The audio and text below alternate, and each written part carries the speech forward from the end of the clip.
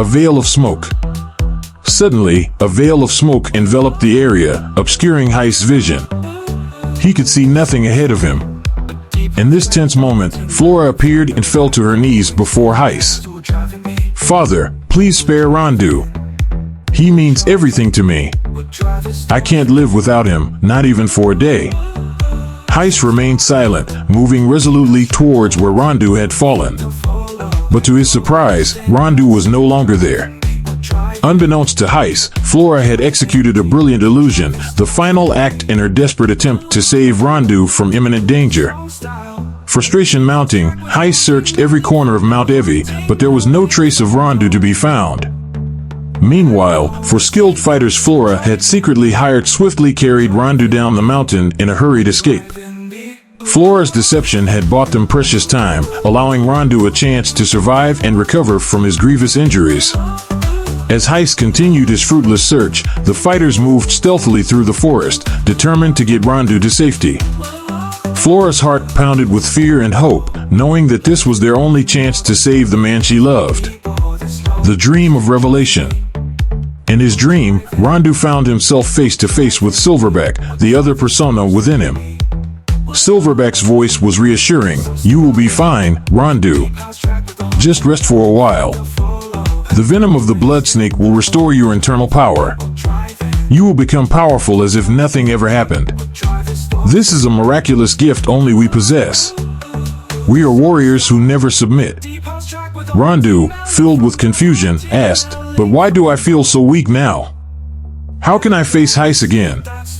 Silverback's eyes gleamed with determination.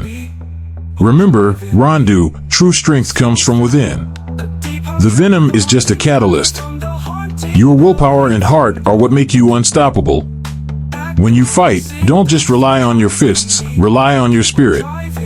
As Silverback's words echoed in his mind, the scene shifted, and Rondu encountered his beloved master, Tammy. As usual, Tammy greeted him with a warm smile. "Remember, Rondu, every martial art in this world has its weakness. The crucial thing is to find this weakness, exploit it, and you will emerge victorious." Rondu, still puzzled, asked, "But how can I find the weakness of the Iron Dragon Fist?" Tammy's smile remained gentle, but his eyes sparkled with wisdom. "Think back to your training, Rondu. What did I always emphasize?" Rondu thought for a moment, then replied, "Focus, control, and understanding the flow of energy." Tammy nodded. "Exactly. The Iron Dragon Fist relies on immense inner strength and invulnerability. But nothing is truly invincible. Every defense has a breaking point. Observe Heist carefully, find that point, and strike." Rondu looked down, processing his master's advice. "But what if I can't find it in time?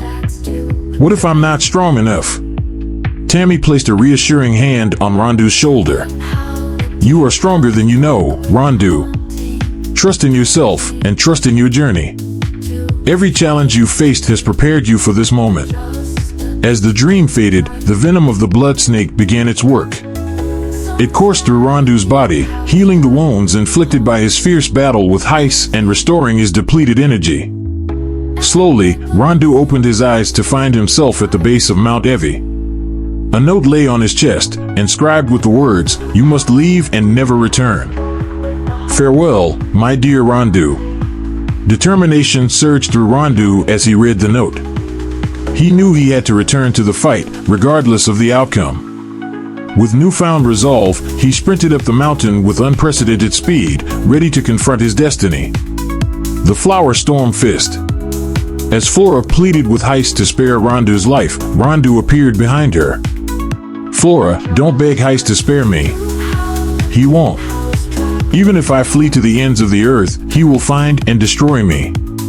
I appreciate your help, but I must fight this battle for my two siblings, my master, and all those who have fallen due to his schemes. I must face this reality. There is no other way. Flora, please step aside." Heist looked surprised. "It seems you've returned from the dead. I've never seen anyone like you. Nearly beaten to death, yet still fighting. Your ability to recover is unparalleled. Without a word, Rondu began to gather his internal power, reversing the flow of his meridians. Cherry blossom petals and leaves on the ground started to swirl and rise toward Rondu's hand. Heiss watched in astonishment.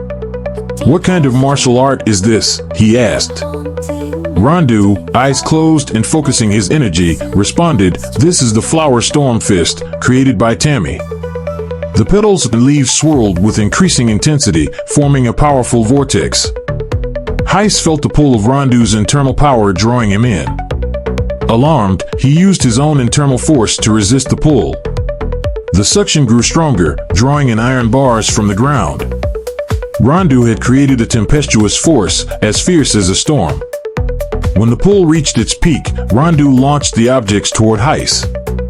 Prepared, Heiss summoned his internal power to deflect the incoming projectiles. The iron bars, being heavier, reached Heiss first, clashing against his body like they were hitting a steel wall. Heiss was unharmed. "You can't hurt me," he taunted. However, when the cherry blossom petals and leaves struck, Heiss felt his eyelids being torn apart. Initially, just a few petals ripped through his eyes. As the onslaught continued, dozens of leaves began tearing into Heiss' body. The sheer number of petals and leaves, charged with Rondu's energy, began to wreak havoc on Heiss. The petals and leaves cut into Heiss' flesh like sharp blades, and blood spurted onto the ground. Seeing his opportunity, Rondu grabbed the broken ice sword and charged at Heiss like a flood. Heiss, weakened, attempted to punch Rondu but missed. Rondu dodged the punch, moved behind Heiss, and slashed at his heels. Then, he moved to the front and sliced into Heiss' wrist. Heiss, overwhelmed by the pain, fell to the ground. Rondu stood over him, breathing heavily but resolute. The battle, once seemingly impossible, had reached a decisive moment. Frozen moments. Rondu pointed the ice sword straight at Heiss. "From now on, you cannot practice martial arts anymore. I've severed the tendons in your hands and feet. Even an ordinary person could defeat you now." As Heiss lay in this vulnerable state, Flora rushed to his side, clutching him tightly and looking at Rondu. "Enough, Rondu. You can't kill him. He's my father. His mistakes are partly my fault too." With those words, she broke into heart-wrenching sobs. At this moment, Rondu was paralyzed with indecision. Heiss was Flora's father, his father-in-law. Rondu thought of Heiss' crimes, but also of Silverback. Silverback had caused many to fall, too. Rondu lowered the ice sword, tears welling up as he looked at Flora. "I deceived you, Rondu. I can't forgive myself. I will atone for my sins with my death," Flora wept. She took a shard of the broken ice sword and plunged it into her chest. Terrified by this harsh reality, Rondu sprinted toward Flora, trying to stop the shard from piercing deeper into her heart. But it felt as though an invisible force held him back. The harder he tried to get closer, the slower time seemed to move. Each step stretched into eternity, every second elongated into centuries. Though only a few meters apart, Rondu felt as if the distance was infinite, with time freezing and pulling him into an abyss of helplessness and despair. The scene around him blurred, and all he could focus on was Flora's anguished face. Her tears shimmered like crystals in the air, suspended in the moment. Rondu's heart pounded in his chest, every beat a painful reminder of the precious time slipping away. He pushed forward with all his might, his muscles straining against the unseen force. The world around him seemed to slow to a crawl, every sound muffled, every movement sluggish. It was as if the universe itself conspired to keep him from reaching her. Finally, with a desperate cry, Rondu broke free from the temporal shackles. He lunged forward, his fingers outstretched to grasp the shard. But as he closed the gap, Flora's strength gave out, and the shard plunged deeper into her chest. "No!" Rondu screamed, falling to his knees beside her. He cradled Flora in his arms, his tears mingling with hers as the world around them resumed its normal pace.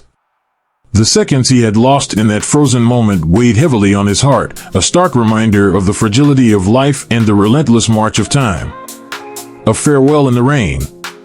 The heavens opened up and a downpour began. Heavy raindrops fell on Flora's face, as if the sky itself was weeping for her. Each drop seemed to cradle her, whispering a sorrowful goodbye. This rain, sudden and unrelenting, felt like the earth mourning the departure of a beautiful soul. Rondu's cries of anguish pierced the storm. No. No. Why? Why? With her weakening hand, Flora reached out to touch Rondu's face, wiping away the raindrops and tears mingling on his cheeks. "Rondu," she whispered, her voice barely audible over the roaring storm, "you are my only love. I will carry this love with me to the other world. If there is another life, I will still be your wife. I will never deceive you again." It's so difficult to have a complete love when born into such a chaotic world. Her tears mixed with the rain, streaming down her face in a river of sorrow. Rondu, overwhelmed with panic and despair, held Flora tightly. "I can't let you die, Flora. I will take you to the healer who saved me. He will save you." Determined, he lifted Flora into his arms, holding her close as he dashed down the mountain. His speed was incredible, driven by sheer desperation. The rain continued to pour, drenching them both as they descended. Each step Rondu took felt like a battle against time and fate. The droplets pelted their faces, blurring the lines between rain and tears. Halfway down the mountain, Flora's weak voice cut through the storm. "Don't. Rondu. It's too late. I love you." With those words, she closed her eyes for the last time.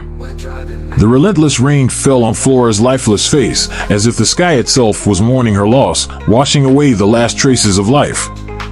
Rondu stopped in his tracks, a primal scream tearing from his throat as he held Flora's body close. "Flora! Flora, no!" he cried out, his voice breaking under the weight of his grief.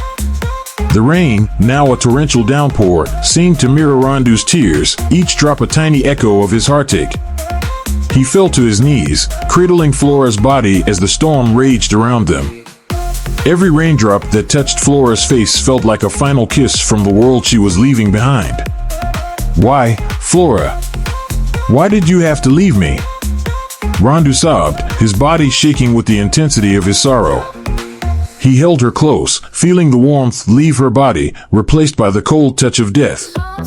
The weight of his love for her and the magnitude of his loss pressed down on him like an unbearable burden. Rondu's mind raced back through their time together, every memory sharp and painful. He remembered the first time he saw her, her smile that lit up his world, the way her eyes sparkled with life. Now, those eyes were closed forever, and her smile was just a memory. "I promised to protect you, Flora. I promised," he whispered, his voice cracking. The rain seemed to mock him, each drop a reminder of his failure to keep that promise. He pressed his forehead to hers, his tears mingling with the rain on her face. The world around him faded away, leaving only the sound of the rain and the weight of his grief.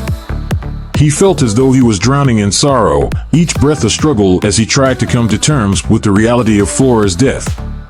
The storm, unrelenting and merciless, seemed to reflect the turmoil in his heart. As the minutes dragged on, Rondu's sobs turned to silent tears. He felt a hollow emptiness where Flora's presence used to be. Her last words echoed in his mind, "I love you." He clung to those words, finding a small comfort in knowing that she loved him until her last breath. The rain began to slow, but Rondu's tears did not. He stayed there, holding Flora's body, unwilling to let go.